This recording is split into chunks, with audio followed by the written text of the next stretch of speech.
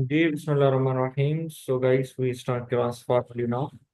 So, today we will talk about uh, general things about English essay, press, and composition. So, today we have a demonstration session on English essay and press and composition. तो कोशिश करेंगे हम generalised बातें करें और बिल्कुल परेशान ना हो। ये क्लास हम रिकॉर्ड कर रहे हैं, इंशाल्लाह this will be uploaded on YouTube channel 2। ठीक है। तो अब इसमें हम जो जनरल बातें कर रहे हैं, तो सबसे पहले ये जो आपको इस वक्त तस्वीर नजर आ रही है, ये सिविल सर्विसेज एकेडमी की है। रिसेंटली आप सब ने देखा कि CSS 2024 का रिजल्ट आया है और CSS 2024 के रिजल्ट में आपने देखा है ऑलमोस्ट 2% लोगों ने पास किया है।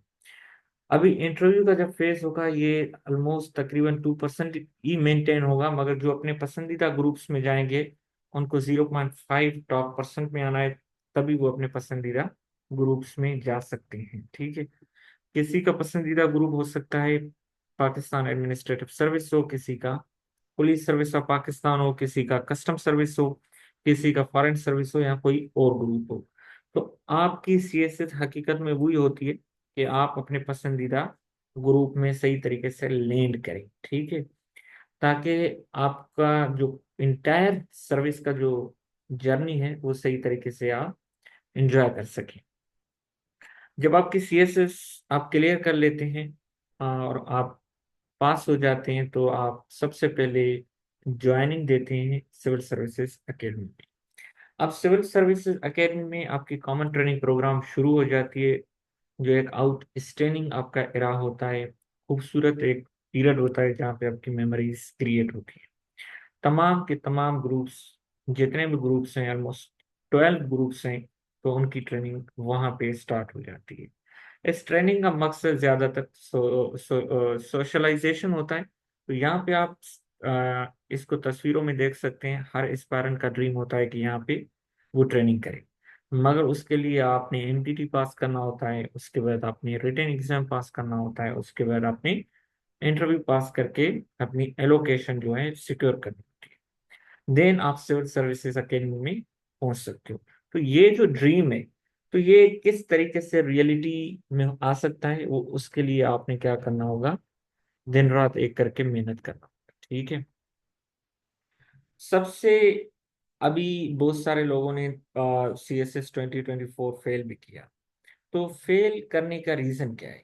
उसका रीजन एक ही है कि अक्सर एस्पायरेंट्स सही तरीके से प्रिपेयर नहीं करते और अपना टाइम क्या करते हैं, वो वेस्ट करते हैं।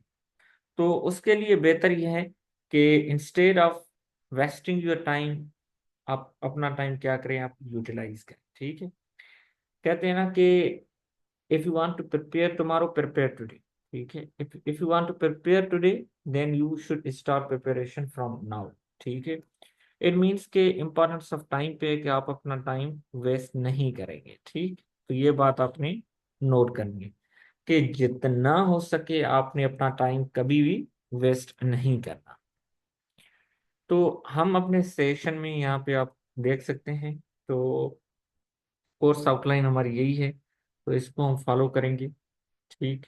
और बेसिक्स ऑफ इंग्लिश ऐसे, और उसमें topic sentence, concluding sentence, second sentence, dear I will allow you to open your mic at the end of the session. ठीक है। और ये तमाम के तमाम ये जितने भी कंपोनेंट्स हैं, ठीक है, हम इंग्लिश हिस्से के जो सिलेबस है उसको दो हिस्सों में बांट लेते हैं। ठीक है। एक पार्ट वन ये होता है कि आप किस तरीके से ऐसे लिखना स्टार्ट करेंगे। दूसरा पार्ट ये होता है डियर डोंट वरी, तो मैं खुद रिकॉर्ड कर रहा हूँ, डोंट वरी, आपके साथ शेयर हो जाएगा। दूसरे पार्ट में हम ये देखते हैं कि कंटेंट डेवलपमेंट पे, यहाँ पे हम आर्ट ऑफ राइटिंग सीखते हैं। दूसरे पार्ट में हमारा फोकस होता है कंटेंट डेवलपमेंट। ठीक है। तो यहाँ पे हमारा क्या फोकस होगा, ये कंटेंट डेवलपमेंट का फोकस होता है। ठीक। और साथ साथ जो हम पैसे का पेपर होता है, पैसे एंड कंपोजिशन, उसमें हम वोकेबलरी बिल्डिंग पे काम करते हैं। ठीक है। और उसके अलावा प्रेस राइटिंग पे, कॉम्प्रिहेंशन राइटिंग पे, ये वोकेबलरी बिल्डिंग हो गया, मेन कंपोनेंट है। और आप आगे चल के हम इसका जिक्र करेंगे कि किस तरीके से हमने ये चीजें कवर करनी है। उसके बाद translation, punctuation, correction, pair of words, idioms वगैरह, ये तमाम के तमाम हम कंपोनेंट्स अपने क्लियर करेंगे। ठीक। अभी यहाँ पे आप देख सकते हैं English 101 virtual university by Suraiya Shafi Mir. इसके आप 45 लेसन हैं, ठीक है, आपके यूट्यूब पे इजीली मिलेंगे। जिनकी बेसिक बिल्कुल भी कमजोर है तो यहाँ से लेक्चर नंबर 22 से लेक्चर नंबर 35 तक, ठीक है, तो यहाँ से आप लाजिम करें ताकि आपके ये जो है लेक्चर्स एक बार कवर हो जाएं और ये बेसिक्स जो हैं आपके जितने भी वीक हैं ये एक बार आपके हमेशा हमेशा के लिए मजबूत हो जाए। ठीक है। तो उसके लिए आपने क्या करना है, ये वीडियो लेक्चर्स सुनिए। अगर आपको रीडिंग से शुरुआत में इशू होता है तो ये आपको जो है वीडियो लेक्चर्स आपको क्या करेंगे, ये सबसे ज्यादा बेनिफिट देंगे। द एलिमेंट्स ऑफ स्टाइल, ये बुक बहुत ही इंपॉर्टेंट है। हर डेमो में मैं रिकमेंड करता हूँ, ठीक, कि आपने क्या करना है, एलिमेंट्स ऑफ स्टाइल जरूर पढ़ना है। अब ये बुक मैं रिकमेंड क्यों करता हूँ, क्योंकि बहुत सारे लोगों की जो राइटिंग होती है बिल्कुल इंतहाई सिंपल और नाइव टाइप की होती है, जैसे बिल्कुल न्यू राइटर्स है। ठीक है। द एलिमेंट्स ऑफ स्टाइल में आपकी राइटिंग क्या हो जाती है कि आपकी राइटिंग एक मेच्योर किस्म की राइटिंग हो जाती है और आप इसको सही तरीके से फिर एग्जामिनर आपकी इस राइटिंग का अगर सही तरीके से लिखी हुई है और आपने यहाँ से सही तरीके से लर्न भी किया है तो फिर आपकी राइटिंग इस लायक बन जाती है कि आपका ऐसे पास हो सके। तो अब ये बुक आप देखेंगे बहुत ही world wide best seller book है। हम सबसे ज्यादा जो दिक्कत हमारी आती है वो हम गलती कौन सी करते हैं, हम गलती ये करते हैं अक्सर कि हम रीडिंग नहीं करते। ठीक है। तो आपके लिए ये बेहतर है कि फॉरेन ऑथर्स के बुक्स को आप क्या करें, अच्छे तरीके से रीड करें। ठीक है भाई। लोकल बुक पढ़ने से अच्छा है, अक्सर हम सही तरीके से बुक्स यहाँ पे लोकली जो पब्लिश होते हैं वो राइटर्स इतनी अच्छे तरीके से रिसर्च नहीं करते। जब वो रिसर्च सही नहीं करते हैं तो बुक सही तरीके से डेवलप नहीं होता, तो उसकी क्वालिटी नहीं होती। ये जो बुक है ये फॉरेन ऑथर का है, विलियम स्ट्रॉन्ग का, और ये world wide best seller book है। यहाँ पे सिंपल ऐसे नहीं लिखा हुआ कि ये बेस्ट सेलर है। ठीक है। ये वो वाला तरीका नहीं है जो पाकिस्तान में चलता है कि ये नकालों से होशियार रहे वाला, ये वो चक्कर नहीं है। ठीक है। यहाँ पे जो बुक पब्लिश होते हैं क्वालिटी बुक्स पब्लिश होते हैं, तो ये क्वालिटी बुक्स हमें बहुत ज्यादा गाइड करते हैं, गाइडेंस देते हैं, तो हमारे लिए ये बेहतर होता है कि इन बुक्स को फॉलो करें। ठीक है। इसमें आप देख सकते हैं द एलिमेंट्स ऑफ स्टाइल। ठीक है। तो ये बुक आपके पास ना भी हो तो do let me know, I will share with. अब यहाँ पे देखें आप ये बुक, अब बुक्स कुछ मैं इस वजह से सजेस्ट करता हूँ कि आपके अंदर ताकि एक लर्निंग की हैबिट आ जाए। ठीक है। तो यहाँ पे आप देख सकते हैं ऑन राइटिंग बुक, ठीक, ये भी एक बेहतरीन बुक है। Classic guide to writing non fiction. हम जो राइटिंग कर रहे हैं वो नॉन फिक्शन कर रहे हैं। ठीक है। फिक्शन में जो इमेजिनरी कैरेक्टर्स होते हैं, यहाँ पे क्या है, ये नॉन फिक्शन राइटिंग है। ठीक। तो विलियम जिंसर का ये बुक है और ये आप देखें more than 1 million copies sale, ये हार्ड कॉपीज की बात कर रहे हैं। तो पॉइंट इज दैट के one more than 1 million copies, तो ये सोशल मीडिया पे आप देख सको, मतलब आम वेबसाइट्स पे इनकी कॉपीज तो बहुत सेल हुई। ठीक है। तो ऑन राइटिंग हुई, तो आप क्या करेंगे कि इस बुक को आप लाजिम करें, यहाँ से जो इम्पोर्टेंट कंपोनेंट्स हैं आप इनको जरूर स्टडी करें। ठीक।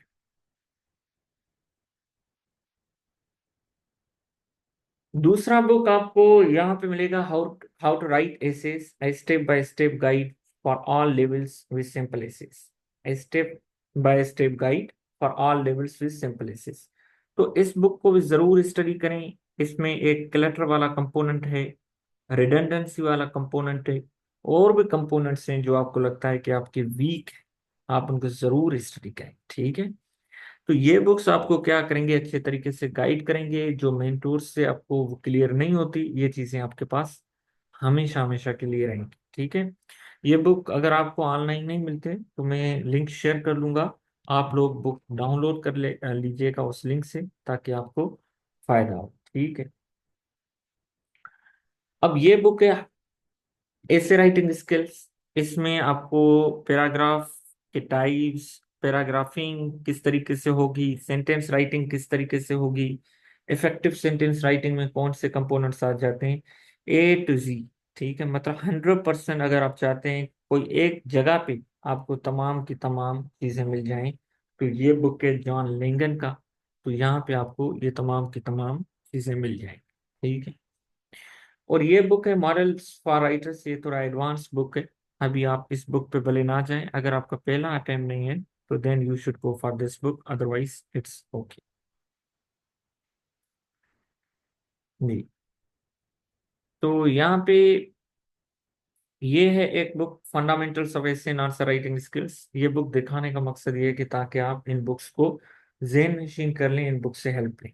ये एक अनुदीप दुरे शेट्टी IAS ऑफिसर है, उसका बुक लिखा हुआ है। ठीक है, 5th अटेम्प्ट में इसने ऑल इंडिया रैंक नंबर 1 लिया था। ठीक, तो इनका ऐसे राइटिंग का स्टाइल डिफरेंट होता है। ठीक है, तो पार्ट 1 में ये ऐसे राइटिंग पे बात कर रहा है, तो उसमें कंक्लूजन वाले पोर्शन पे आप फोकस करें। बाकी जो दूसरा पोर्शन है आंसर राइटिंग का, ठीक है, बाकी आप उस पे फोकस करें कि किस तरीके से 9 मार्क्स से आप 15 मार्क्स तक, 11 मार्क्स से 16 मार्क्स तक पहुंच सकते हैं।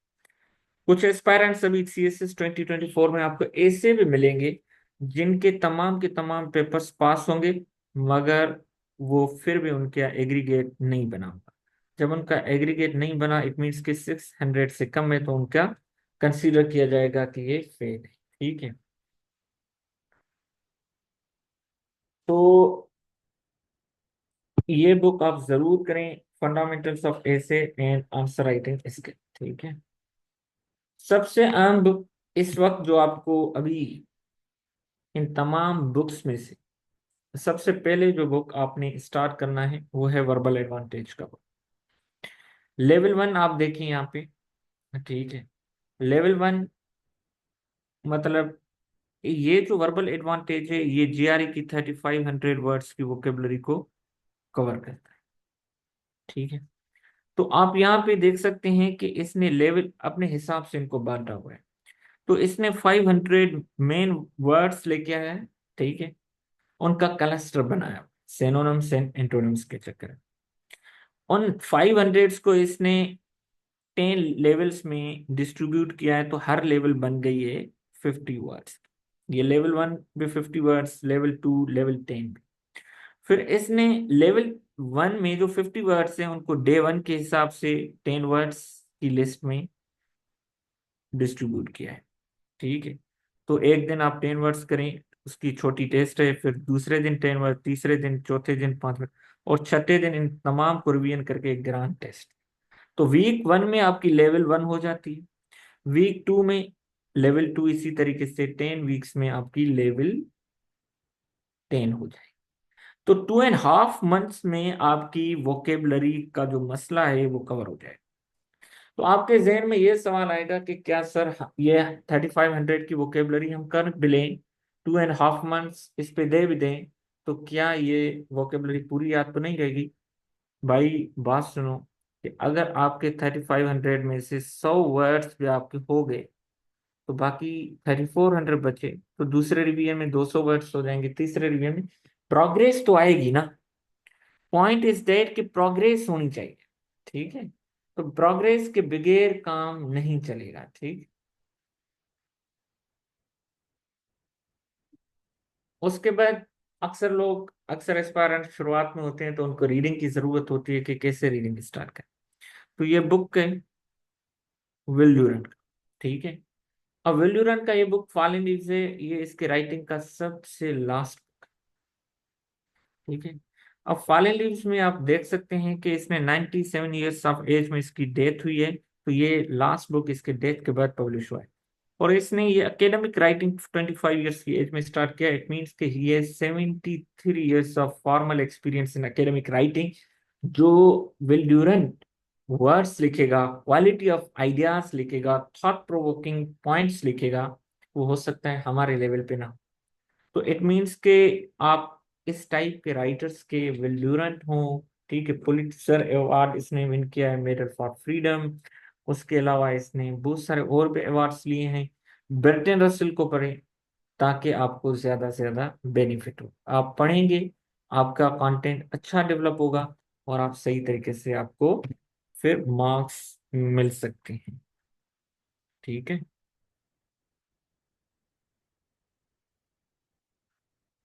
उसके बाद एक बुक है थीसिस स्टेटमेंट, और अक्सर एस्पायरेंट्स थीसिस स्टेटमेंट पे फोकस नहीं करते। Thesis statement is the most important statement of your AC. ये ज़हन में रखें कि the most important statement of your AC, इसके बगैर तो काम चल ही नहीं सकता। तो अक्सर एस्पायरेंट्स इस पे फोकस नहीं करते। ये यूट्यूब में मेरे इस पे लेक्चर भी पड़ा हुआ है, ठीक है। और भी कहीं से आप अगर पढ़ना भी चाहें तो, मगर thesis statement once for all, ठीक है, आपने जरूर प्रिपेयर करें, उसको लर्न करें, सही तरीके से स्टडी करके प्रैक्टिस करें। उसी थीसिस स्टेटमेंट से आपका क्या बनेगा, आउटलाइन बनेगा। उसी थीसिस स्टेटमेंट से आपका फिर बॉडी की जितनी भी कंस्ट्रक्शन होगी वहां से बनेगी। तो आप सही तरीके से, ये जितने भी बुक्स मैंने आपको बताए, ये मेरे अपने तजुर्बे से हैं। मैं आपको कोई ऐसे बुक नहीं बता रहा जिसमें मैंने खुद रीड ना किया हो, स्टडी ना किया हो। ये बुक वो है जो लाइफ चेंजिंग बुक्स है। ठीक है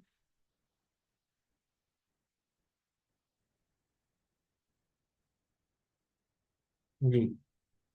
अब ग्रामर के लिए बुक मैं आपको बात बताऊं कि ग्रामर के लिए बेहतरीन बुक्स हैं, मगर यहाँ पे मैंने दो बुक्स सजेस्ट कर रहा हूँ आपको। The blue book of grammar and punctuation, ठीक है। तो बुक ये है कि the blue book of grammar and punctuation, ये जरूर बुक करें। इसमें पंक्चुएशन जिनको मसला आ रहा है, ये तो वो इस बुक से जरूर करें, ठीक है। तो अब ये बुक अगर आपको ना भी मिलेगा तो डोंट वरी, मैं आपके साथ शेयर कर दूंगा, ठीक है। मगर इस बुक को जरूर स्टडी करें, और कुछ भी ना पढ़ें तो इस बुक से क्या करें आप, इस बुक से ये जरूर स्टडी करें, पंक्चुएशन वाला पोर्शन, ठीक है। उसके अलावा अगर ग्रामर, सिर्फ ग्रामर को आपने थोड़ा बहुत टच करना है, तो उसके लिए ये one of the out standing books, ठीक है, जो मैंने खुद जहाँ से प्रिपेयर किया। अक्सर एस्पायरेंट्स कहते हैं कि सर रेन मार्टिन वगैरह, भाई उसको 19वीं 20वीं सदी का बुक है, बहुत मुश्किल लिखा हुआ है। अंग्रेजों ने अपने हिसाब से ये बुक्स लिखे हुए हैं, ठीक है। इंग्लिश हमेशा जो लैंग्वेज होती है लाइव होती है, ठीक है, उसमें प्रोग्रेस आती रहती है। तो आप अपने हिसाब से इनको देखें। इंग्लिश ग्रामर इन यूज आप देखें, रेमन मर्फी, फिफ्थ एडिशन, ठीक है। 145 लेसन है। अगर आप डेली 3 लेसन भी करते हैं तो 4, ठीक है, एंड ठीक है, तकरीबन 19, तकरीबन, ठीक है, 49 डेज में अगर आप डेली 3 लेसन भी करें तो आप कर लेंगे, ठीक है। 90 लेसन आपके हो जाएंगे किसमें, एक महीने में, ठीक है। तो बाकी डेज में आपके रिमेनिंग हो जाएंगे, ठीक।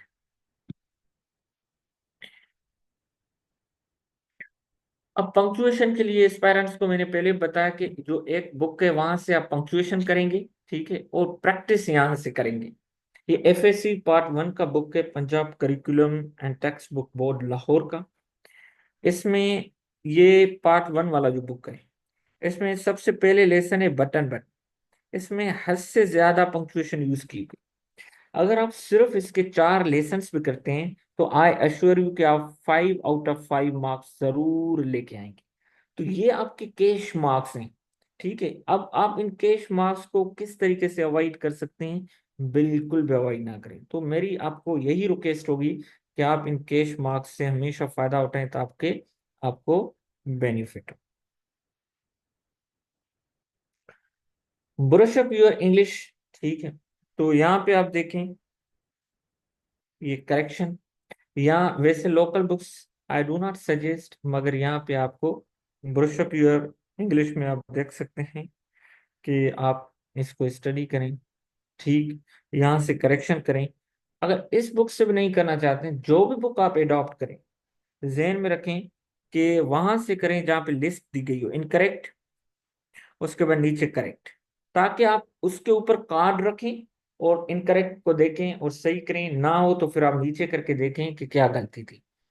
जो गलती हो उसमें, ठीक है, उस सेंटेंस में जो मिस्टेक हो वो नोट करें। या तो हो सकता है वो रिलेटिव प्रोनाउन की होगी, रिफ्लेक्सिव प्रोनाउन की होगी, ठीक है, सब्जेक्ट वर्ब एग्रीमेंट की गलती होगी, ठीक है, एक पंक्चुएशन की गलती भी आती है अक्सर करेक्शन में। ठीक है, तो आपको यहाँ पे आइडिया हो जाएगा कि ये कौन सी एरर्स हैं जो एग्जामिनर आपसे पूछता है, फिर आप उनको थोड़ा बहुत स्टडी करें। तो करेक्शन के भी आपके 5 आउट ऑफ 5 होंगे या 10 आउट ऑफ 10 होंगे, जो भी इसमें तरीकेकार होगा। कभी 5 मार्क्स का आ जाता है, कभी 10 मार्क्स का आ जाता है। पंक्चुएशन में भी इसी तरीके से होता है कि कभी सेंटेंस फॉर्म में आ जाता है, कभी पैराग्राफ फॉर्म में आ जाता है। तो कोई मुश्किल काम नहीं, अगर आपको सही तरीके से ये करना आता है तो ठीक है। तो आप इसको जरूर स्टडी करें, तो मेरी यही होगा कि कम से कम आप यहाँ से तो मार्क्स ऑब्टेन करें ना। आप अगर पास भी कर दें 600 पे, अगर आपको अपना पसंदीदा ग्रुप नाम ले तो आपको क्या फायदा, मुझे ये बताओ। ठीक है, तो इसीलिए बेहतर है कि आप इसको सही तरीके से स्टडी करें। ठीक।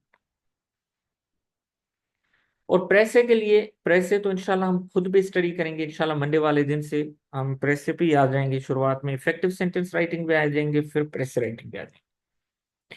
तो प्रेस राइटिंग पे आप देखें, ये बुक जो है R H Dillon का, ये 50 रुपए में जब मैं दे रहा था 2020 में तो मिल रहा था। अभी ज्यादा से ज्यादा कितने का होगा, 100 रुपए का बुक होगा। ठीक है, तो आप इस बुक को जरूर करें। ठीक, प्रेस राइटिंग का ये आपको स्टेप बाय स्टेप हेल्प करेगा। मैं तो यहाँ पे आपको पढ़ाऊंगा, लर्न करेंगे, सीखेंगे, मगर आप लोगों ने इसको जरूर लेके चलना है अपने साथ।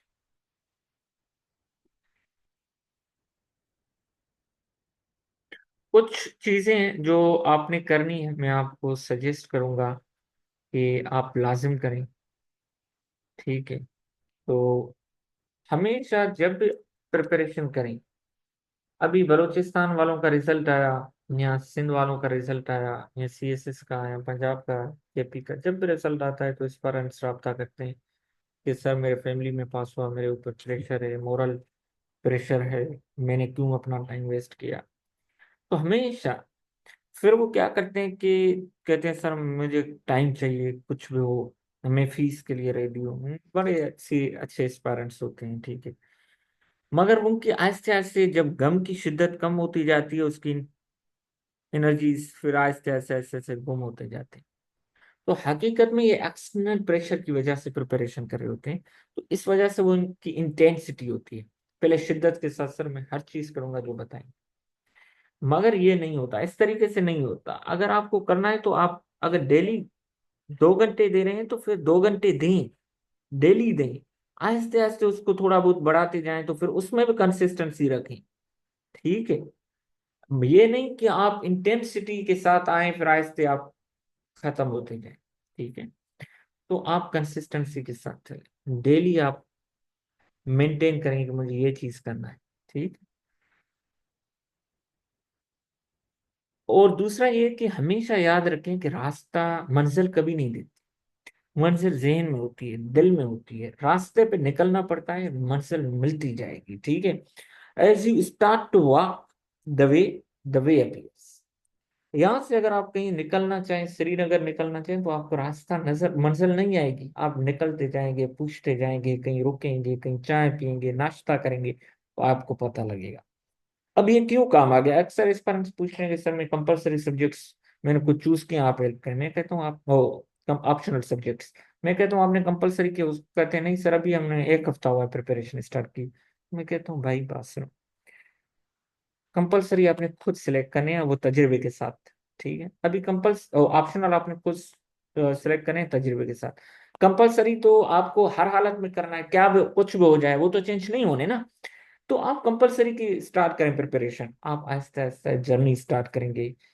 एक कोई एग्जाम होगा, आपको उसका ट्रेंड पता लगेगा, किसी बंदे के साथ मिलेंगे, लाइब्रेरी में देखेंगे, देखेंगे लोग कौन सा सब्जेक्ट उठा रहे हैं, तो आहिस्ते आहिस्ते आपका अपना डेवलप होता जाएगा।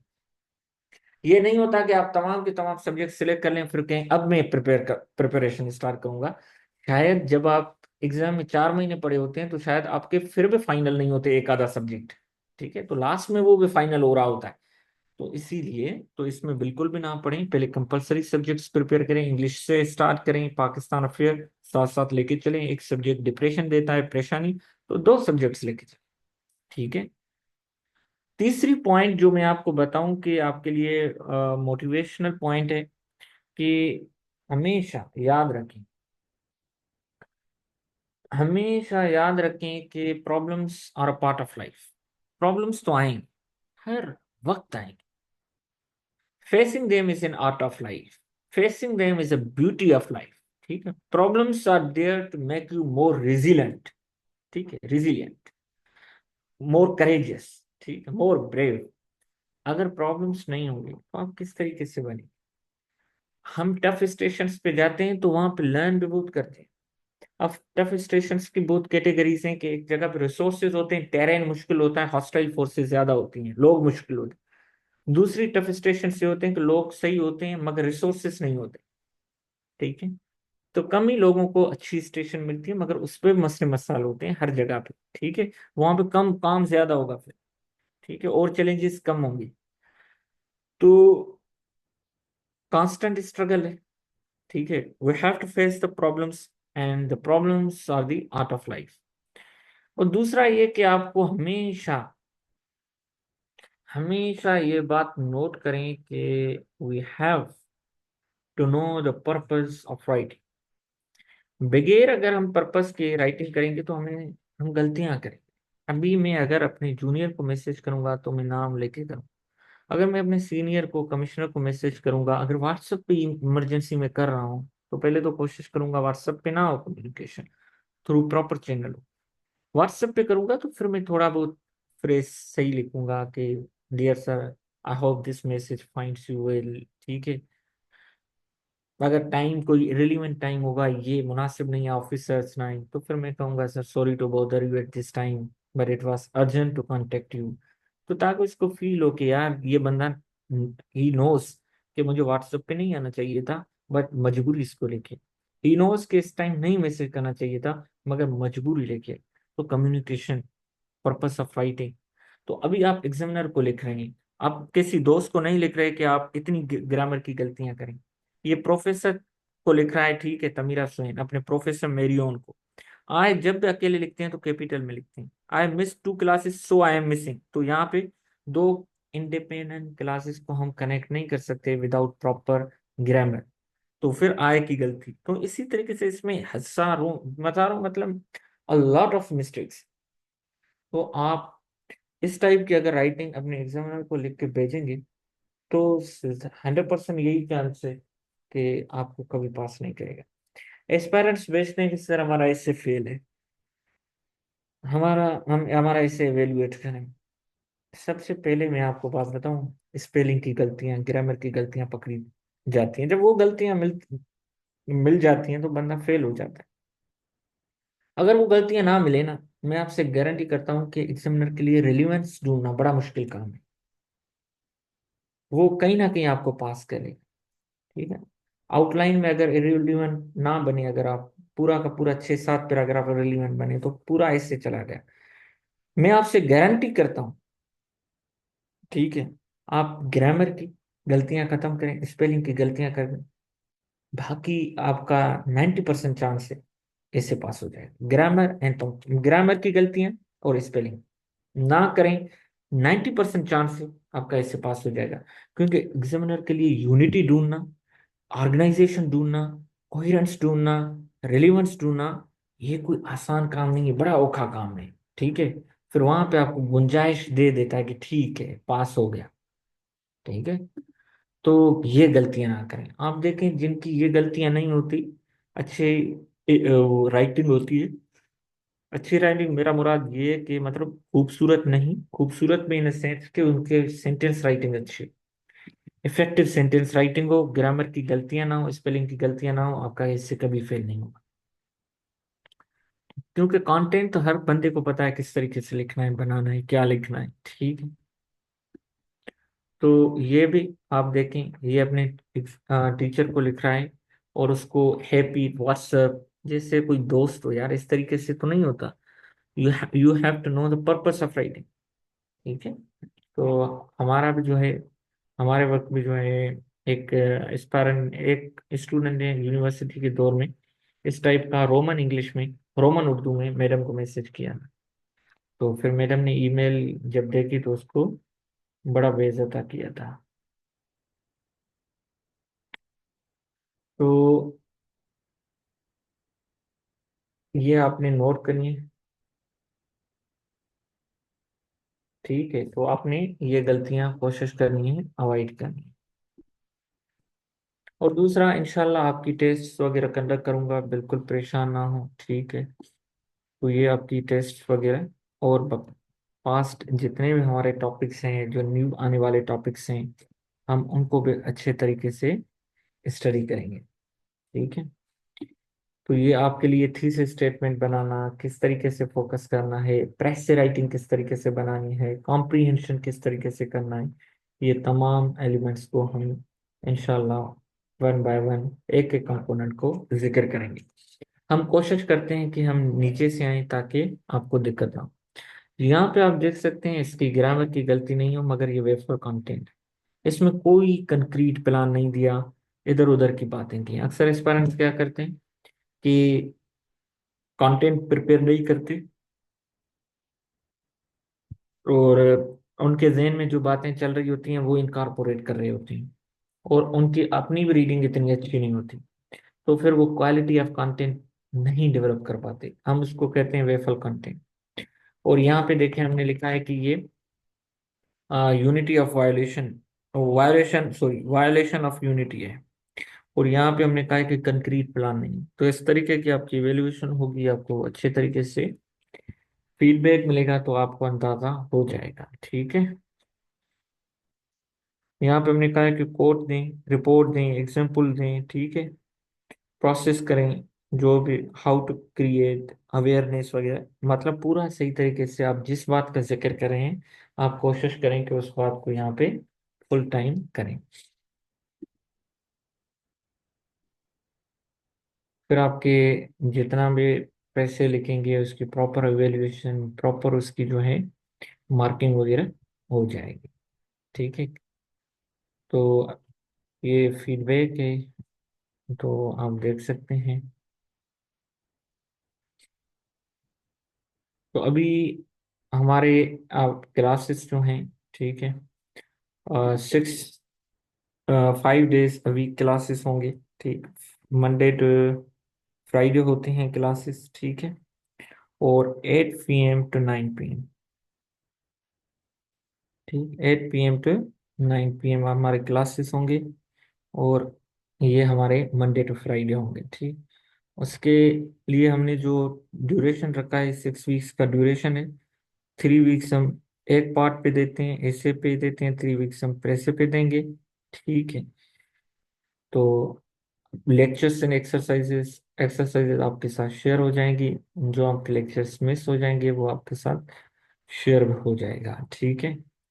तो उसके लिए हमने इन दोनों सेशंस के लिए जो हमने कंबाइन फी रखी है वो 10K रखी है। और इसमें आपकी कंटिन्यूस एवेल्युएशन होगी सेशन में, और आपके लिए फोर फुल फ्लेज ऐसे जैसे एंड कॉम्प्रिहेंशन, ट्रांसलेशन, या till your attempt share evaluate भी करवा सकेंगे, ठीक है। वो आपके फ्री ऑफ कॉस्ट होंगे।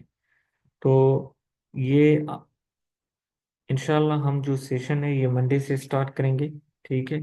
मंडे टू फ्राइडे स्टार्ट हो जाएगा, तो मंडे 8 PM। अभी इस पे अगर आपका कोई भी सवाल है आज के उस पे तो आप पूछ सकते हैं।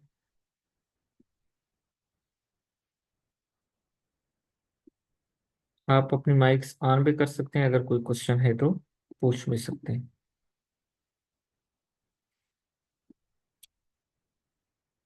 जी, किसी ने कहा कि ग्रामर का बुक, तो ग्रामर का बुक मैंने 2 बुक सजेस्ट किए हैं, तो आप ये बुक्स जरूर करें, ठीक है। मैं आपको दिखा देता हूँ, बाकी ये बुक्स आपके साथ शेयर भी हो जाएंगे ग्रुप से।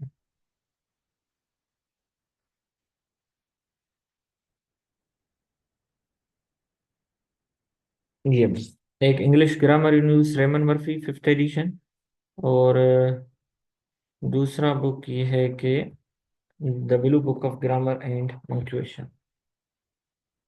ठीक है, ये दो बुक्स हैं, आप ज़रूर करें। और इसके अलावा कोई सवाल है तो ज़रूर पूछें। Otherwise we will end the meeting.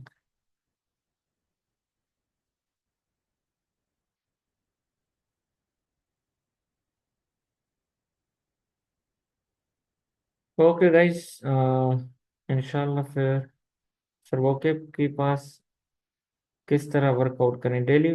Dear, मैंने आपको बताया जो वर्बल एडवांटेज का जो बुक है, ठीक है, आप इसको फॉलो करें और डेली 10 वर्ड्स जो हैं शेयर करें। जी डियर मसूद, इंशाल्लाह books will be share with you. तो डेली आप क्या करेंगे, इन 10 वर्ड्स को स्टडी करना शुरू कर दें। और डेली वर्ड्स 10 शुरू करेंगे तो 5 दिन में आपके 50 वर्ड्स पूरे हो जाएंगे। और 6th डे पे आपने क्या करनी है, उसकी रिवीजन करनी। तो लेवल 1 पूरी हो जाएगी। इसी तरीके से टोटल 10 वीक्स लगेंगे आपको लेवल्स पूरा करने में। और उसके बाद आप क्या करें, फिर रिवीजन स्टार्ट करें और अपने एग्जाम तक इसको कंटिन्यू रखें। जी, आपने इसको छोड़ना नहीं है, वोकेबलरी को, इसको डाउन इस पेपर को, इसको कंटिन्यू रखें। आपका नॉलेज बेस बढ़ेगा उसमें और इसमें आपकी वोकेबलरी बनेगी। और किसी को दिए टाइम टेबल ये है कि आप कम से कम क्रेडिटर्स 6 घंटे दें। 6 घंटे वो क्रेडिटर्स जिसमें कोई डिस्टरबेंस ना हो। मैं आपको सच बताऊं कि आपको एटलीस्ट 2000 क्रेडिटर्स चाहिए सीएसएस करने के लिए। ठीक है, अगर आप डेली 2 घंटे देते हैं तो इट मीन्स कि आपको 1000 डे लगेगा। 1000 डे मतलब 3 साल कंटिन्यूस प्रिपरेशन करें। अगर आप डेली 4 घंटे देते हैं तो आपको 500 डेज लगेंगे। तकरीबन वन पॉइंट तकरीबन 6 ईयर कंटिन्यूस प्रिपरेशन छुट्टी के बगैर। अगर आप डेली 6 घंटे देंगे, ठीक है, तो आप देखें कि तकरीबन आपको 1 साल लगेगा। अगर आप छुट्टी वगैरह भी करेंगे तो 14-15 महीने लग जाएंगे फिर। ठीक है, तो 14-15 महीने इनफ होते। अगर प्रॉपर क्रेडिटर्स 1 ईयर वो मैं दे कहता हूँ, जो आप कंटिन्यू प्रिपेयर करें, ठीक है, स्टडी करें, कोई डिस्ट्रैक्शन ना हो, तो at least you need 2000 credit to pass CSS examination. ठीक है, ये मैं आपको इस वजह से बता रहा हूँ कि अक्सर एस्पायरेंट पूछें कितने साल लगेंगे। एक बंदा 1 साल में कर सकता है, कोई 3 साल में करेगा, कोई 6 साल में करेगा, depending upon the credit quality of credit. अगर आप आधे घंटे में मोबाइल भी यूज कर रहे हैं तो फिर आपका 1.5 घंटे का एक क्रेडिटर बनेगा। ठीक है, बिल्कुल ढेर मुश्किल है ना। तो फिर आप इस वक्त तोड़ दें, खुद प्रिपरेशन स्टार्ट करें, लिखें, पहले तो लिखना सीखें ताकि खौफ टूटे। फिर एक सेंटेंस लिख, इफेक्टिव सेंटेंस राइटिंग सबसे पहले लर्न करें कि बेहतरीन सेंटेंस। इंशाल्लाह मंडे वाले दिन इफेक्टिव सेंटेंस राइटिंग पे क्लास भी है। बेहतरीन सेंटेंस किस तरीके से लिखा जाएगा, जब आपके अंदर कॉन्फिडेंस आएगा कि मुझे तो आता है लिखने, कि उसमें यूनिटी किस तरीके से होगी, कोहेरेंस किस तरीके से होगी, ऑर्गेनाइजेशन सेंटेंस में किस तरीके से होगी, वो आपने सीख लिया। उसके बाद आपने सेंटेंस बनाना शुरू किए, वो इवेल्युएट हुए, तो आपके अंदर कॉन्फिडेंस आ गया कि मेरे सेंटेंसेस सही बन रहे हैं। फिर आपने वो एक सेंटेंस की जगह 10 सेंटेंसेस अलग अलग लिखने की जगह हमने आपको कहा आप 10 मिला के लिखो, तो वो आपका पैराग्राफ बन गया। तो पैराग्राफ तक का आपका खौफ खत्म हो गया। फिर इसी तरीके से आपका 5 पैराग्राफ लिखेंगे, शॉर्ट ऐसे लिखेंगे, फिर आपका आहिस्ता आहिस्ता खौफ खत्म होगा। अगर मैं आपको कहूँ कि कल ही आप लॉन्ग ऐसे जमा कराओ तो नहीं हो पाएगा। डियर, बिल्कुल यहाँ पे लॉ सब्जेक्ट्स आपको मिलेंगे, international law, mercantile law, constitutional law. आपको बिल्कुल लॉ सिंपल में, तो आपको बुक ये सब्जेक्ट्स इजीली मिल जाएंगे। जी, और कोई क्वेश्चन?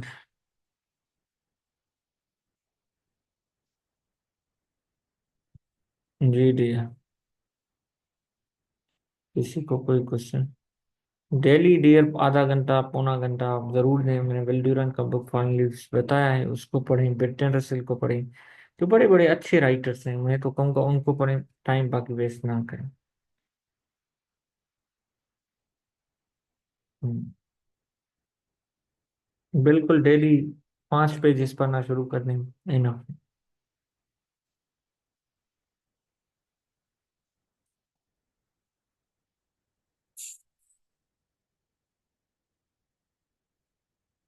ठीक है जी, I hope you guys are fine.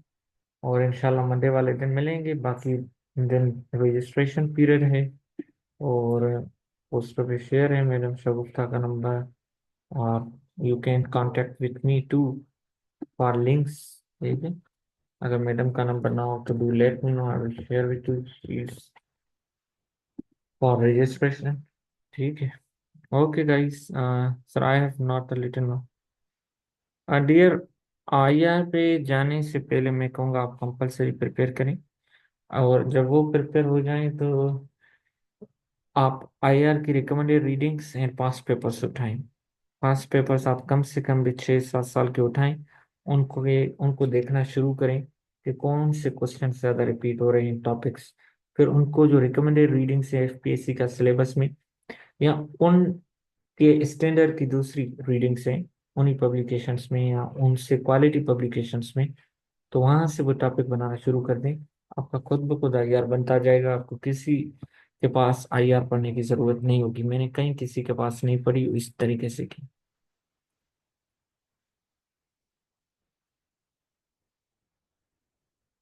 Okay guys.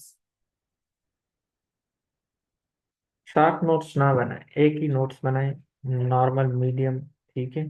जो आप जिनकी आंसर राइटिंग आप कर सकें। ठीक है। शॉर्ट रोट लर्निंग के लिए होते हैं वो ना करें जी। You should focus on compulsory subjects first. ठीक है। Then you should go for optional subjects.